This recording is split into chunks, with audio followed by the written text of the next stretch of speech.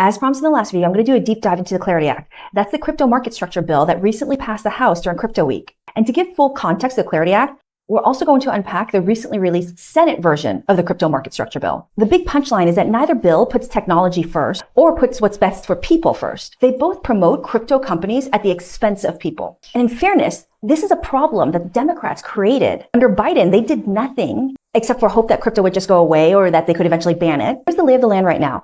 The House Clarity Act, clocking in at 254 pages, has passed the House and is sitting in the Senate. Because it went through both the House Financial Services Committee and the House Committee on Agriculture, it's pretty encompassing. It addresses how crypto could be regulated under both the SEC, the Securities and Exchange Commission, and the CFTC, Commodity Futures Trading Commission. The Senate draft is just a discussion draft right now, clocking at just 35 pages, and it's coming out of just the Senate Banking Committees. It means it only deals with the SEC's jurisdiction. Generally, this means that this is still a long ways off. But note that Trump has said that he wants this on his desk by September 30th, so we'll see. Earlier, I said that these bills represent promoting middlemen over people. Here's what the bills actually do. The House Clarity Act starts with a few paragraphs defining the tech. But they don't even hide the fact that there's no attempt made to incentivize the best use cases. They're not even defining the tech to require open source, which is a core attribute to Bitcoin and Ethereum. And it's because underpinning their success is the belief that they must be open source and they can't be controlled by any entity. Anyone can see the code, anyone can contribute. But in closed systems, companies keep control and they profit by limiting access. In both these bills, closed systems get the same treatment as open source ones. Imagine the difference between Wikipedia and the old school Encyclopedia Britannica. Wikipedia is open. Anyone can contribute. Anyone can check the sources. And it gets better the more people you use it. Britannica was closed. Only a handful of insiders got to decide what got in, how it was written, and you had to buy the whole set just to access it. The Clarity Act spends the first few paragraphs talking about the tech and not requiring that it's open source, and it spends about 200 pages talking all about middlemen, like brokers, dealers, custodians, exchanges. This is antithetical to why Bitcoin was even created. Remember, back in 2008, when the Bitcoin white paper came out about peer-to-peer transactions, the goal was to solve the problems of big banks, which had plunged us into the '08 financial crisis. Technology can solve a lot of the reason for banks existing. And if we could solve that, we wouldn't have to be at the mercy of their management or mismanagement of our own money. But now these bills are just replacing banks with a new set of crypto middlemen. The House Clarity Act and the Senate discussion draft have some differences. The House Clarity Act describes a process where a blockchain system can go from non-mature to mature being like Bitcoin or Ethereum. But because of the way that it's drafted, there's no incentive to ever become a mature blockchain system. There's no incentive. What company would ever make that transition if it meant giving up control and profits to the public? The Senate discussion draft doesn't choose to tackle that, but instead requires the SEC to do rulemaking on what is an investment contract under the securities laws, because this term of art investment contract was defined in a 1946 Supreme Court case over Florida orange groves.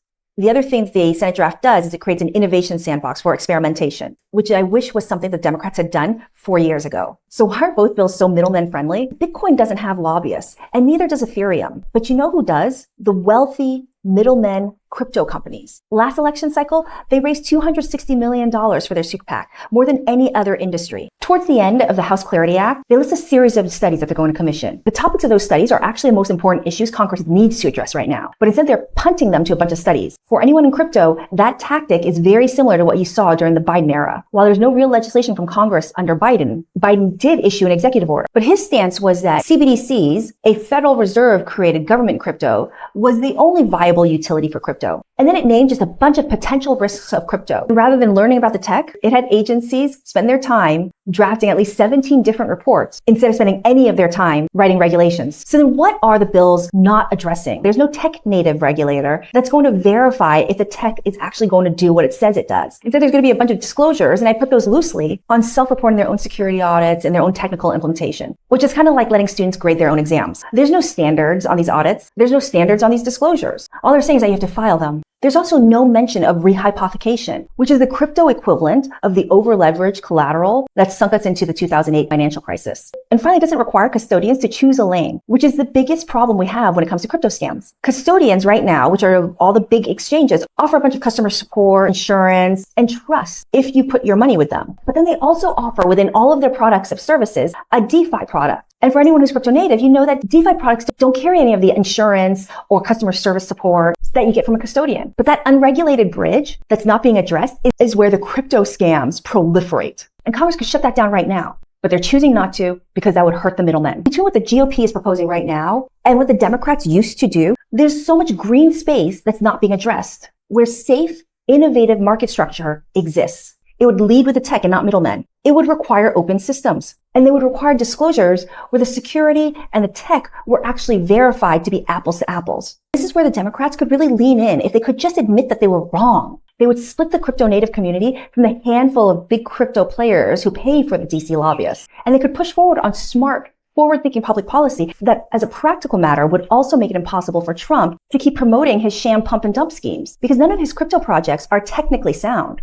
So remember, when it comes to these crypto bills, these aren't just crypto bills. They are bills designed to benefit the business models of the biggest crypto players. And no one in this political debate is taking the time to learn how the technology could best benefit the individuals. I hope you found this deep dive helpful. Would really love to know your thoughts.